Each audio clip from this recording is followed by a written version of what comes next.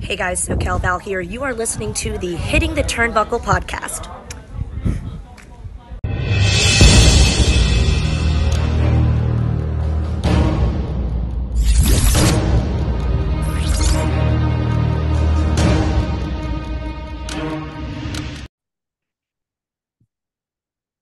Welcome, everybody, back to the Hitting the Turnbuckle podcast. This is our Ringside View show, where we sit down and talk to like-minded fans about their wrestling fandom.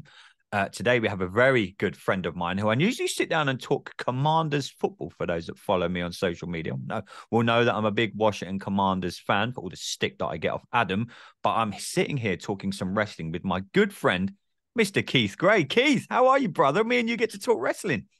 I know, right? It's a little bit different, but I love it. Listen, I was a huge wrestling fan growing up, so nothing excites me more than to come on and relive a little bit of my childhood. Yeah, that's it, bro. I mean, we always ask fans and people that have come on the show so far. We had Max on last week, who runs a great TikTok account. So how did the love of wrestling start for you, Keith? I get it all the time. Oh, you still watch wrestling? You like wrestling? Oh, it's Right. fake. I get it all the time, bro. But we love this crazy world of professional wrestling. How did the love start for you, my friend? Well, too, when you go back to the fake part, I think that people have to recognize and understand that it's not, and this is kind of how I got into wrestling. It's not just the wrestling itself. It was the theatrics beyond the wrestling ring that really drew you in to buy into, you know, two big guys in a ring getting crazy with each other and, applying all these cool wrestling moves. There was just a lot more to it than just the wrestling. But how I got started really was my dad watched it. He watched it as kind of like a filler pastime, and he loved the promos, and I'd always see him laughing, and so I saw that and I was like, I kind of want to get in on that. So I got into it back in the uh, ooh, back in the WWF days, of Hulk Hogan. He was kind of on his rise.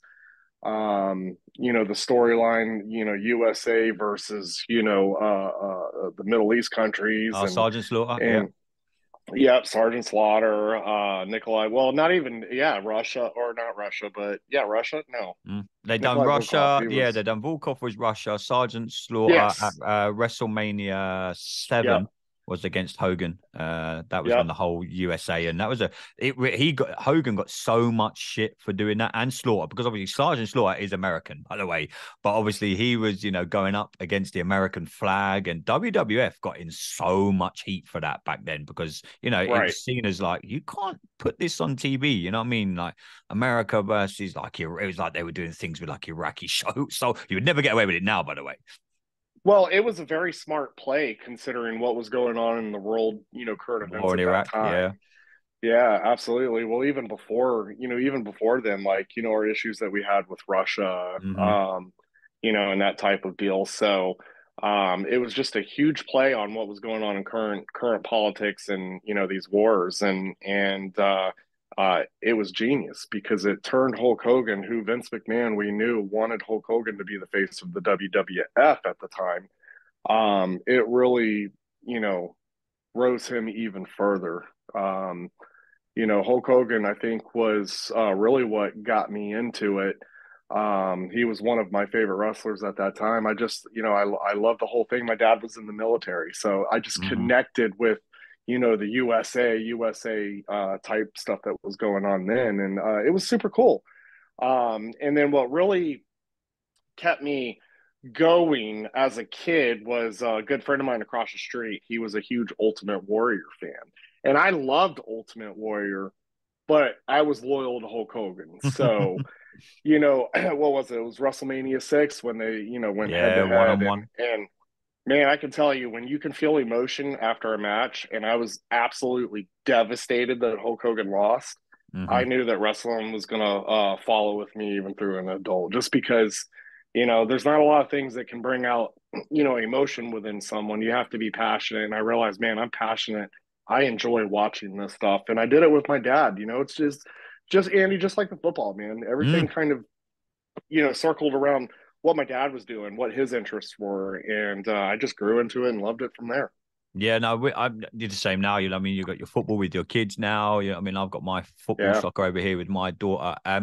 So what? Any favorite memories growing up of like WrestleManias or matches or anything that you can remember? Obviously, you grew up like the Attitude Era, like me. You had the whole WWF and Yeah. WCW thing. I mean, what's your fondest memories from that time in wrestling? Well, I could tell you, my fondest memories of any WrestleMania whatsoever is going to be Hulk Hogan versus Ultimate Warrior. I Mm, mean, that was just amazing. But as I was getting older, the Attitude Era, the WCW versus WWE days, those were I couldn't wait. In fact, back then, I was working in a grocery store, so on Thursday or Mondays, and I wouldn't be able to watch them as they come on TV, but I couldn't wait to get home. We recorded it on our VHS and would watch them immediately when I got home, and it was just absolutely amazing. So much fun, and like I said, it wasn't just about the wrestling; it was about the theatrics that come with it. These guys genuinely just having a good time, enjoying what they do. And it just, it's really hard to explain in that sense, but it was just so entertaining, to keep up, especially like when you were focused on, like, for instance, WCW. WCW, when they were bringing a lot of the WWE guys, that because WWE wanted to kind of evolve characters, newer characters, hmm and so the older characters were kind of phasing out there, but WCW then brings those guys over, and it was just very interesting to watch that transition and then just see where both were going. I didn't necessarily care about who was better than the other because they both were great at the same time. And that's fantastic and all, but you see what happens, what happened in the end of it all. WWE ended up getting, everyone. And to me, I kind of just felt like once you take the competition away, what is it now that you're trying to outdo? mm. And when you don't have competition, sometimes your creatives aren't thinking as much, as they were when you did have competition. But I personally didn't care which one was better. I thought they both were great. Mm. It was both just great TV to watch, more than anything else. And then honestly, as you could tell, from the 80s and 90s, the wrestling moves evolved hmm and got so much better and even more dangerous. And that's why, I laugh when people say that it's fake. Yeah, it's scripted in that sense, but these So are guys movies, jumping so off are of, soap operas, everything like that right, that we all watch. absolutely, absolutely. And what you're watching is the entertainment of all of hmm that. Well, it's the same thing with wrestling. You can't tell me a guy jumping from a steel cage onto a table is Isn't fake. gonna work. Yeah. Right. Yeah. You know what I mean? Like, so there's some Everyone's always reality. like, There's oh, they some know how to land. It's like, yeah, but they might know how, but it's still gonna hurt. It's still gonna hurt. You might teach me how to land. Mm. Doesn't mean I want to jump off of a steel cage. You know what I Yeah. mean? So just because you know something doesn't mean you're gonna feel the effects, after it. But it just knowing as I got older how wrestling works, I actually started respecting it more and more because you see the pain and anguish that these guys put into to entertain a crowd, and I couldn't do nothing but respect that because they are putting their bodies through tremendous damage to entertain. And at first, I started to feel bad. I'm like, you know what? They don't want us fans to feel bad. They want us fans to love what they're doing. And, I kind of just took it from there. But, the wrestling moves started evolving as well. And then it wasn't, for me, it wasn't so much necessarily just the theatrics. It Mhm. was, wow, look at the move that this guy just did. A move, moves that you've never seen before. And when that evolved, it just got me more into it, as well. Mm. How do you think wrestling has evolved now with the social media platforms? Do you think when me and you were watching it, me and Adam say all Yeah. the time in the show, I had to record it. We had to wait for Fridays for Monday Night Raw. Now it's so like you can jump on Twitter. You got the WWE Network. It's just merged with the UFC. Everything is so easy, accessible. How do you think? We said we were chatting the other day and we asked the question, what do you think wrestling could look like in 20 years? And when you explain the story that you've just said to us there about the Attitude Era, people are going to look at us and like, what the hell were you watching? Because it's so different now. It's so easily accessible. How do you think wrestling has evolved over the years to where we are now? I think it's evolved because right now they put a lot of money into, I say theatrics. That's probably not the right word that I'm looking for, but if I was to stick to that term, production, actually, not theatrics, but Mhm. production. You can tell the amount of money that they invest in production. I think what with wrestling today, I don't want to say it's a downfall, but I think it's a struggle in the sense to get it back to the level that it was when it was during the Attitude Era, because there was so much talent that came out in at one time. So Vince McMahon in the WWE, he had a lot of talent to work with. And that talent truthfully set the bar so high. So now when their time is up, and unfortunately most of them aren't wrestling anymore from that era, when their time is up, it's very difficult to take these younger kids and to get fans to buy into the characters of these younger fans. Now, as far as having access to social media, man, I can't imagine what it'd be like to take today's social media and the way that we see things and put that in the Attitude Era. I remember as a kid, and I was in school. Man, I want to say I was in community college at the time. How I was getting my information of things was I would go on to actual websites, and it would just Yeah, be blogs of that's what I had people. to do. Yeah. Yeah. And, you would learn things that you probably didn't want to know, spoilers and stuff like that regarding these guys. But that's how I would get that information. And it wasn't easy to do. And you weren't supposed to be doing it, in college, but, that's what I was doing. Today, it's so much different because we look at social media, especially like Twitter or X, whatever you want to call it these days. And, you know, they can create new things from that, new storylines from that. There's beef on there. We all know it's fake beef, but it's fun, it's entertaining. And it seems like what makes WWE so successful. I know I was referred to WWE. I know that there's other, organizations out there as well. And you know, I don't want to say that they're not in that, but focusing on WWE, the reason why they've had continued success, in my opinion, is because they change with the times. I Hmm. think that the hardest thing for them is taking the talent that they have now and raising it to the level of what it was in the Attitude Era. And Mm. even in the what was what was the next era after that? The We had the Attitude aggressive. Era. Yeah, you had the ruthless aggression and so like the John Cena and stuff like that. You Yes. kind of went into that So era, and then you. yeah, and ruthless aggression, you could tell, was kind of a spin-off of the Attitude Era. Mm, Ruthless aggression is where I think it became less comedic in a sense, where they were hmm trying to make the crowd laugh, and they were really focused on making the product wrestling itself, not the production, but the wrestling itself evolve even further, because that's where I think a lot of the wrestling moves and the creativity and the moves is came from the ruthless aggression era. yeah. So unfortunately for me, in the time of life that I was in, I kind of dropped off. I know about that era, and I know who was in it, and I know who, the wars, between. But for me in that time, it wasn't for me, and I think a lot of it, and sadly, I think I cheated myself Mm, because I was under the mindset, Andy, that nothing's gonna amount to what the Attitude Era was, yeah. you know. And so I think as a fan, I had a hard time adjusting from one era to the other. And, as of recent, I'm starting to try to get back into it because I have young boys, and I want them to Are they into have the wrestling? opportunity.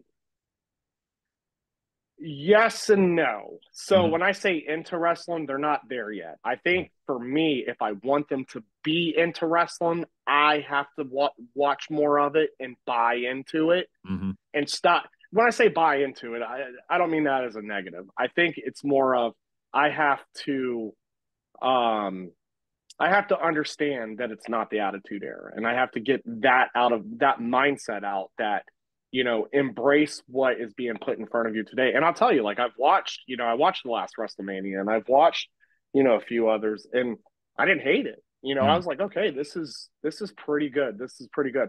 I've watched a few AEWs, and I'm like, this is this is pretty good. It seems like that they're, on the right track, but I can't help, being the age that I am, that I always fall back into either the Attitude Era, or I even go back into the late 80s, early 90s wrestling where it was corny is not the right word. It was so corny and terrible at times, but that's what made it great.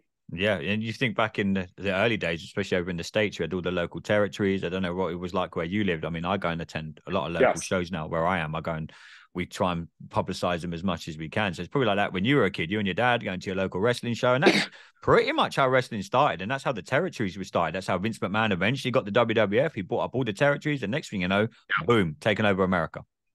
That's where I think it lost a little because the territories were super important to wrestling. And I think that once the territories got bought up and there was no such thing, and I get it, like if you're Vince McMahon, yeah, that's your ultimate goal. You want to do that.